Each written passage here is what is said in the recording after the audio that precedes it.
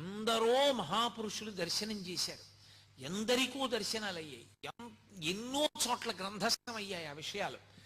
సప్తర్షులు కూడా జ్యోతుల యొక్క స్వరూపాలతో వచ్చి అరుణాచల పర్వతంలోకి వెళ్ళి పరమేశ్వరుణ్ణి సేవించి మళ్ళీ ఆకాశంలోకి జ్యోతుల రూపంలో వెళ్ళి సప్తర్షి మండల ప్రవేశం చేస్తుంటే దర్శనం చేసిన వాళ్ళు ఎందరో ఉన్నారు.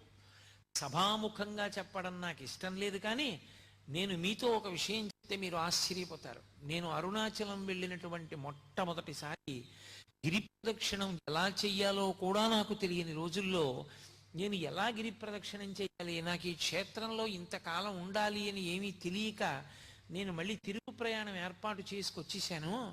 ఎలా అని నేను అక్కడ నిలబడి ఉంటే ఒక వ్యక్తి వచ్చాడు. గిరి ప్రదక్షిణం చేస్తారా అని అడిగాడు. అవును అన్నాను. నేను తీసుకెడతాను రండి, నేను ఇక్కడే ఉంటాను, ఇప్పుడు చూస్తూ